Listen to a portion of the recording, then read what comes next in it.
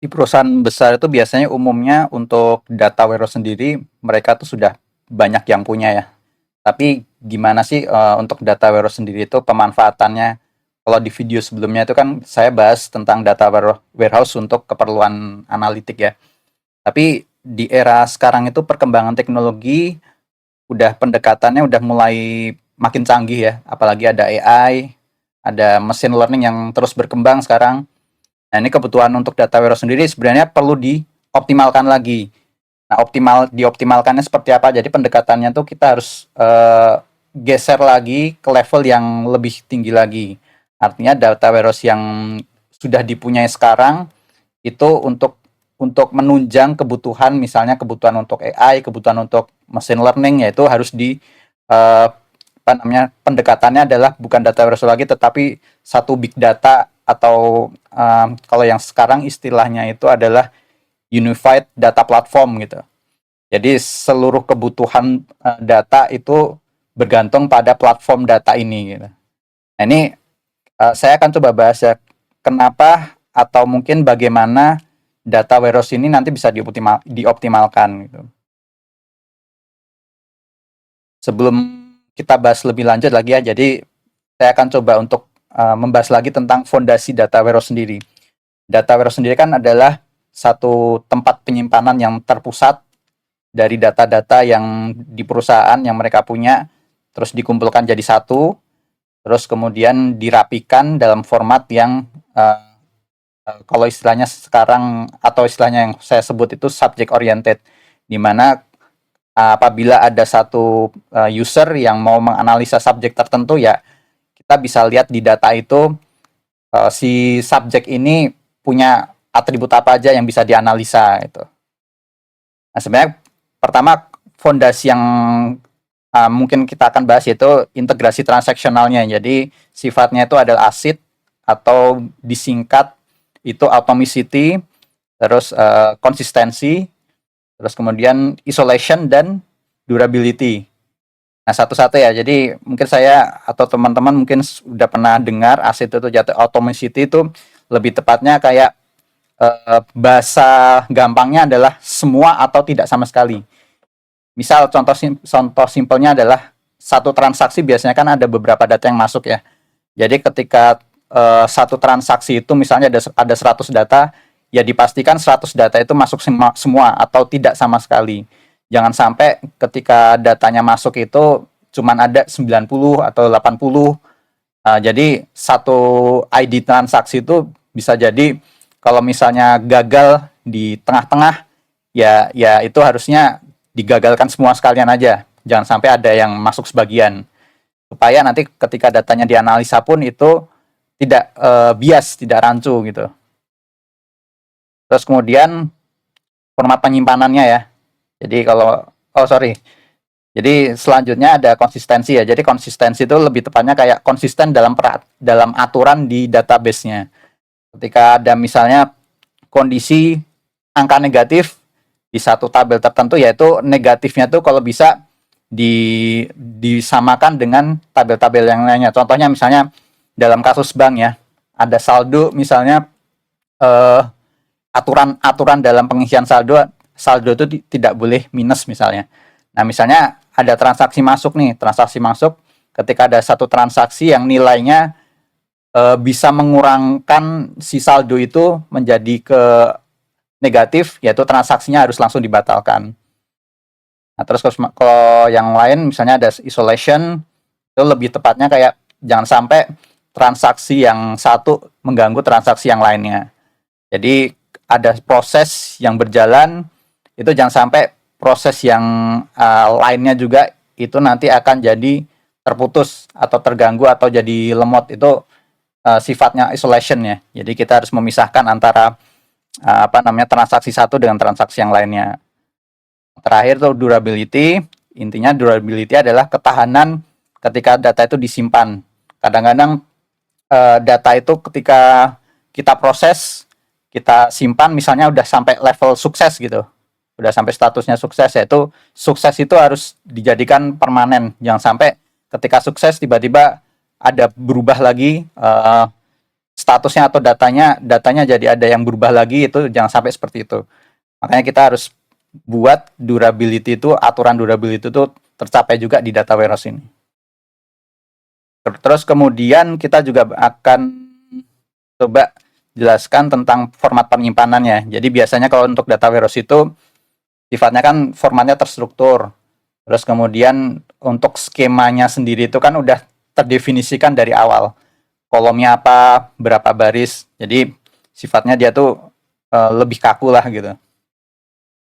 Nah, tapi realitanya, jadi saya akan coba gambarkan yang realitanya. Realitanya tuh kalau yang keadaan sekarang data tuh nggak serapi itu, nggak sekonsisten itu. Artinya kalau misalnya kita lihat di sini di lapisan luarnya itu ketika ada data yang sudah dalam bentuk visualisasi itu kan mudah dianalisa ya, tapi di dalam atau di bawah proses yang data itu masuk itu formatnya macam-macam. Ada format teks, ada format misalnya ada gambar, ada format video, teks bebas kayak misalnya email ataupun log gitu kan, atau blog gitu. Itu yang artinya sebelum data itu menjadi data yang rapi, yaitu harus kita proses dulu di level processingnya, level ETL-nya lah gitu. Contoh ya, contoh untuk skema kaku di database, misalnya tentang preferensi rasa coklat pelanggan gitu. Misalnya ada user 1, 2, 3, yang user pertama itu lebih suka coklat dairy milk misalnya. Terus yang user 2 itu ada 2 rasa yang dia suka, misalnya dairy milk sama KitKat gitu. Terus kemudian yang user 3 itu KitKat, Snickers sama Munch gitu. Tapi kalau disimpan di database relasional biasa, bentuknya kan berupa tabel gini ya, tabular gini ya. Ini ketika kita menggunakan untuk analisa, nah ini akan rumit gitu. Ketika formatnya tuh nggak pasti kayak gini. Jadi SQL sendiri itu akan memaksa untuk definisi kolom yang kaku. Kolom A ya ini isinya A, kolom B yang template-nya kayak gini gitu. Template-nya kaku. Nah, kalau misalnya ada relasi ganda kayak gini, nah ini agak sulit ketika kita menggunakan database relasional biasa. Nah, solusi fleksibelnya gimana ya? Ini kita contoh bentukannya kayak gini ya. Kalau untuk solusi fleksibelnya, jadi bentukannya bukan tabular, tapi bentuknya seperti ya kalau bahasa teknisnya ini format JSON ya. Jadi di sini misalnya ada user ID, terus ada user ID 1, terus kemudian apa yang dia pilih itu di dalam bentuk list tersendiri. Jadi mau itu akan banyak data di dalam choice ini, itu nggak akan masalah. Dan ini bisa dibentuk nggak cuma satu value gini ya. Bisa dibentuk misalnya ada beberapa value, terus kemudian isinya ada item-item lagi, terus ada atribut, dalam satu item itu nanti ada atribut lagi, dan nanti di list sampai ke bawah itu juga bisa. Jadi solusi untuk format seperti ini lebih fleksibel daripada yang RDBMS tradisional ini.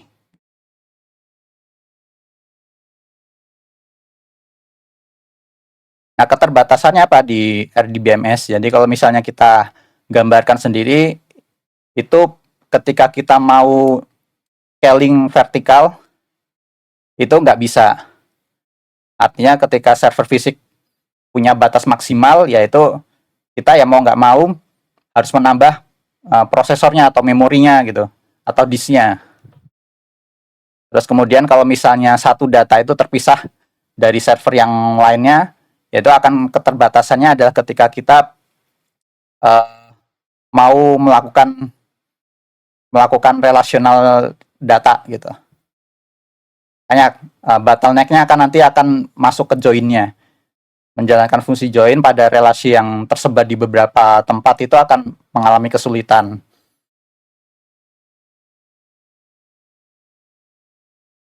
Terus kemudian ada kelemahan lagi, jika kita melakukan pemrosesan di data warehouse secara batch processing itu memang lebih efisien ya. Data warehouse itu sangat efisien untuk melakukan batch processing. Jadi kalau misalnya datanya besar, pelaporannya tapi misalnya pelaporannya bulanan, mingguan gitu. Tapi ya itu kelemahannya ketika kita mau memproses data secara real time-nya. Kita mau mendapatkan informasi secara harian atau mungkin bahkan lebih kecil dari harian lagi, misalnya kayak per berapa menit atau per detik itu akan mengalami kesulitan untuk processing real time-nya itu. Nah, solusinya kita sebisa mungkin untuk data warehouse yang dioptimalkan itu dalam proses real time-nya ya. Jadi sekarang itu banyak framework untuk processing data secara real time itu nanti akan melakukan proses real time itu secara terus-menerus sehingga data yang dari data transaksi menuju ke data warehouse atau mungkin ke platform data unified-nya ini akan lebih cepat atau lebih real time lagi. Itu yang perlu dikembangkan di data warehouse yang tradisional gitu. Makanya sekarang ada pendekatan big data itu 5V atau 5V gitu kan.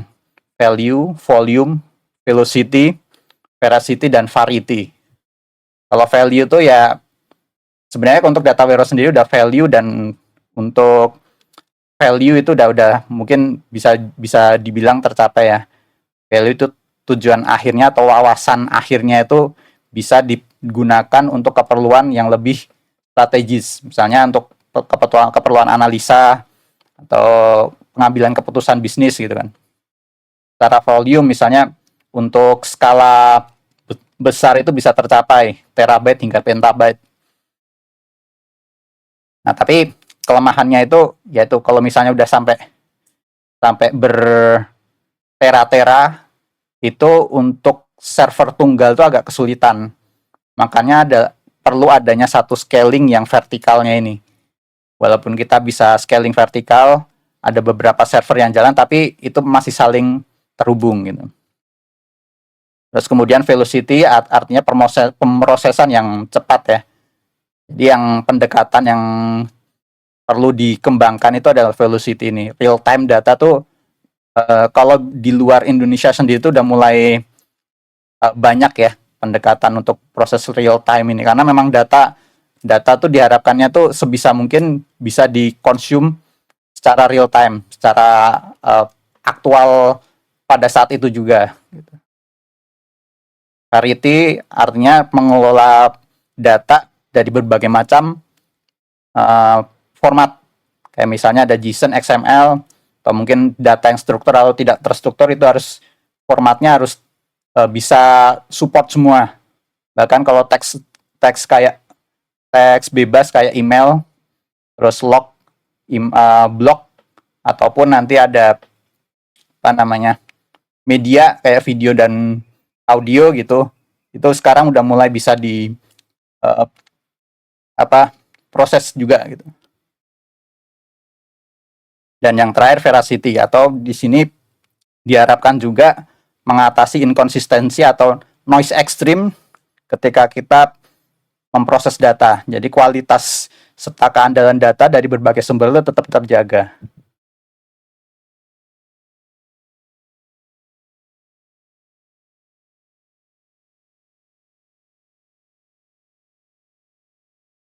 Nah, pendekatannya untuk yang tradisional itu sebenarnya kan kalau kita memproses ETL data warehouse itu kan pindahkan datanya. Tapi yang pendekatan barunya sekarang itu pendekatan terdistribusi atau kita tuh memindahkan query-nya. Jadi query-nya itu dijalankan di beberapa server atau beberapa node gitu kan. Node-nya itu yang bekerja untuk memproses data. Jadi banyak data pun secara sekaligus bisa diproses ketika pendekatannya modelnya seperti ini. Jadi query-nya yang disebarin gitu. Ini contoh-contoh format ya. Jadi format-format untuk big data sendiri itu kan sebenarnya ada yang semi, ada yang non-structure, tapi juga bisa masih support untuk data yang terstruktur gitu. Nah, contohnya di sini ada key value store atau penyimpanan berkecepatan tinggi di mana setiap item dikaitkan dengan satu kunci unik. Nah, semuanya itu bisa disempurna untuk pengambilan data yang seketika. Yaitu proses real time-nya tuh bisa langsung dioptimalkan di situ menggunakan key value store.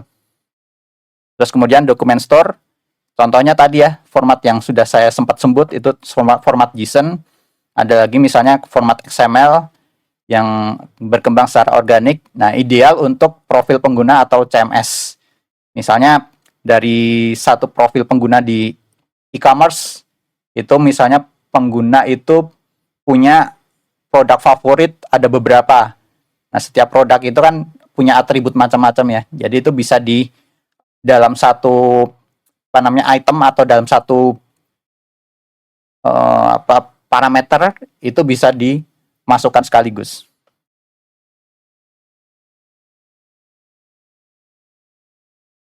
Nah, ini ada juga yang format terstruktur ya. Format terstruktur bentuknya kolom, terus kayak ya kayak database tradisional pada umumnya ya. Jadi ada kolom, baris gitu kan. Nah, ini seperti Big Table atau Cassandra untuk menangani miliaran baris dengan latensi yang rendah.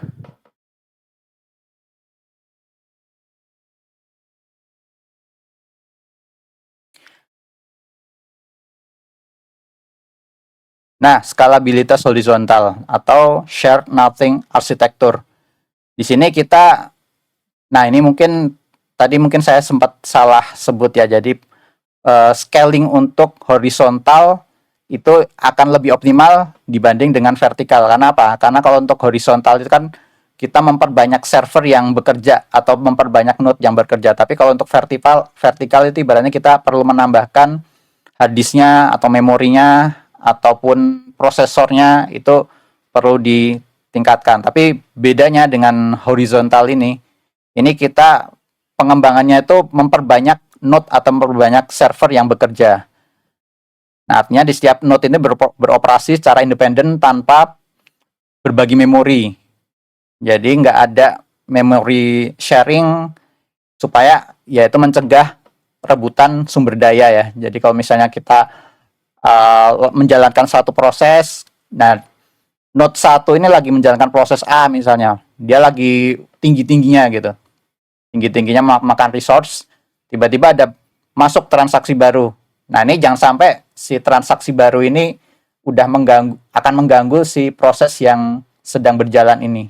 Makanya dia biasanya kalau misalnya nggak sesuai dengan resource yang ada di node 1, itu akan dialokasikan ke node 2-nya lagi. Supaya nanti yang bekerja tuh node yang berbeda. Ketika node berbeda itu bekerja, ya ini yang node 1 ini ya biarin aja lanjut untuk prosesnya.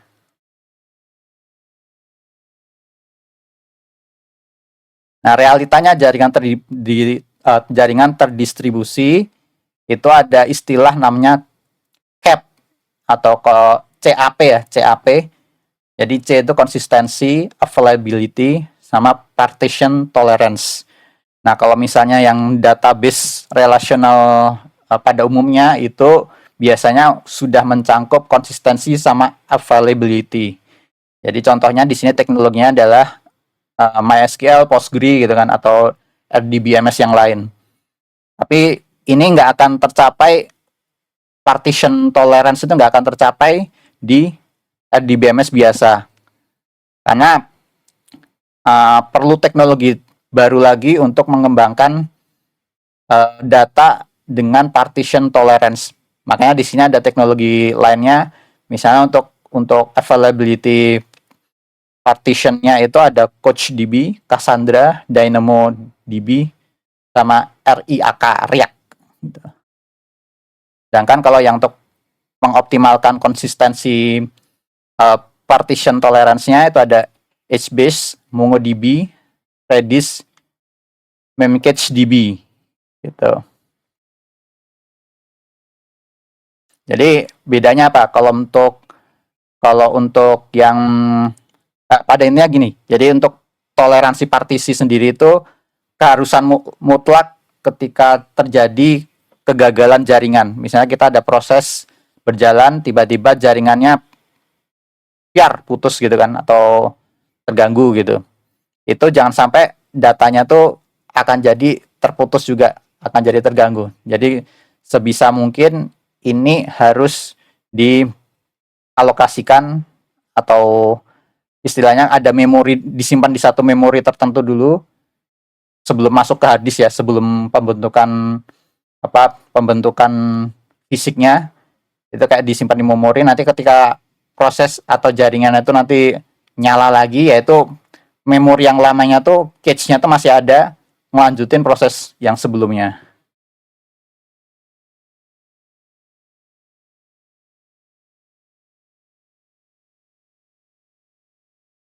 Nah, ada yang namanya distribusi pintar atau konsisten hashing dan replikasi. Nah, yang distribusi merata itu hash ring, itu menggunakan algoritma hash ring konsisten untuk mengarahkan paket data secara spesifik ke prosesor tertentu gitu. Nah, ini memungkinkan untuk pencarian lokasi dan data secara instan dan klaster raksasa tanpa membebani satu server pusat. Jadi misalnya ada nih gambarannya gini ya. Satu server pusat ini ternyata ada beberapa klaster yang menyimpan data-data tersendiri gitu. Jadi ada pecahannya, tapi masih saling terhubung, masih saling berelasi. Skala baca tinggi dan replikasi. Jadi replikasi juga diterapkan juga di big data untuk membuat salinan cadangan ketika data secara real time. Jadi kalau misalnya ada data yang tiba-tiba mati, tiba-tiba ada gangguan gitu kan, salinannya itu akan bekerja untuk sinkronisasi lagi dengan data yang hilang di server A ini gitu.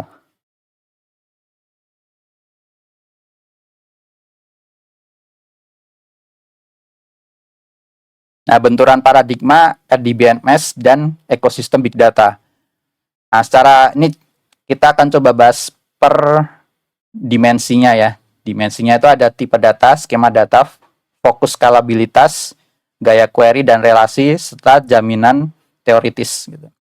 Yang pertama untuk tipe data ya, secara tipe data sendiri kita udah jelaskan tadi, RDBMS atau data warehouse sendiri itu berbaris dan berkolom terstruktur.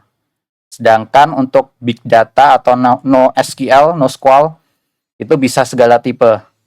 Ya mungkin yang semi structure sendiri itu kayak JSON, terus kemudian kayak CSV ataupun XML gitu kan. Itu bisa kita bilang masih semi structure. Artinya dia bukan berformat seperti tabel relational database seperti biasa, tapi dia formatnya file, tapi masih bisa kita baca atau kita format ketika kita membuka filenya gitu.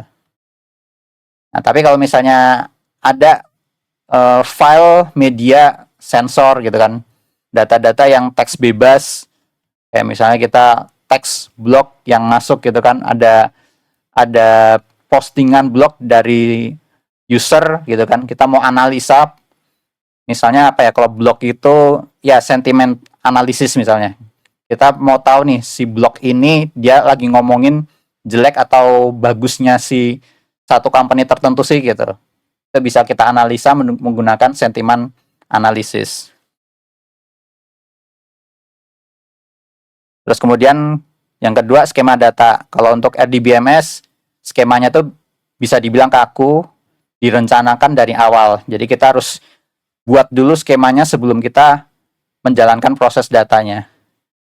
Nah, sedangkan kalau untuk big data sendiri atau NoSQL itu secara fleksibel dan dinamis, itu kita nggak perlu mendefinisikan skemanya dulu, tapi kita bisa mendefinisikan skemanya ketika prosesnya itu berjalan.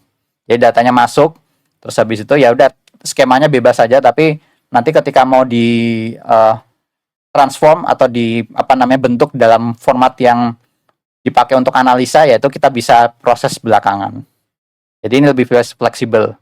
dan nggak terjadi error ya. Kalau misalnya di data warehouse sendiri yang RDBMS, data warehouse tradisional itu kan kita akan error ya. Kalau misalnya ada skema yang berbeda dengan data yang masuk sebelumnya, itu akan terjadi error ketika skemanya itu kan berubah. Misalnya yang tadinya data masuk 3 kolom, tiba-tiba ada data baru masuk 5 kolom, 10 kolom gitu kan. Itu pasti akan error karena datanya yang baru ini nggak sesuai dengan skema yang udah dibentuk sebelumnya.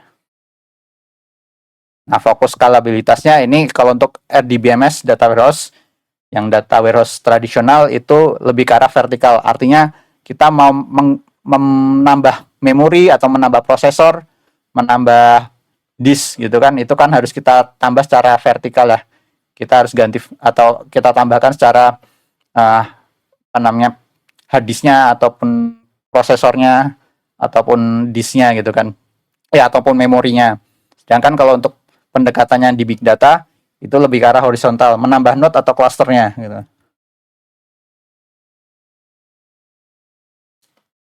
Gaya query-nya kalau untuk RDBMS atau data warehouse biasanya relasi kompleks menggunakan mekanisme join. Sedangkan kalau untuk big data sendiri itu langsung mengambil dengan kecepatan yang tinggi gitu tanpa proses join. Artinya proses joinnya itu ya ini sebenarnya lebih ke arah pendekatan kalau misalnya digunakan untuk pembuatan data mart ya.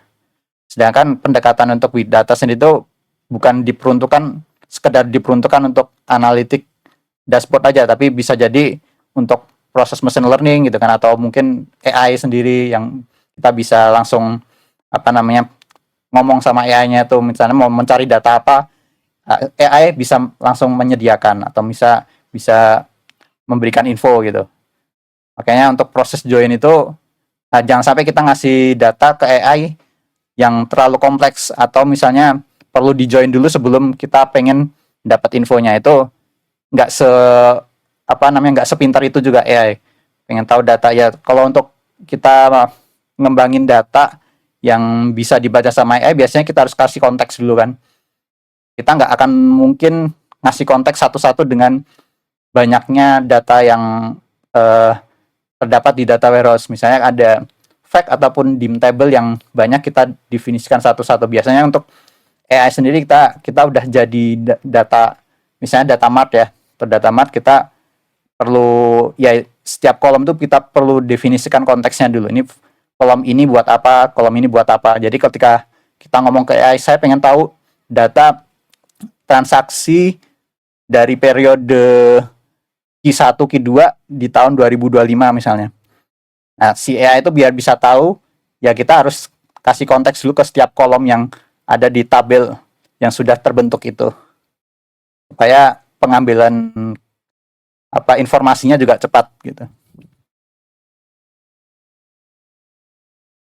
Cara teoritis untuk RDBMS atau data warehouse itu transaksi ACID yang konsistensinya ketat.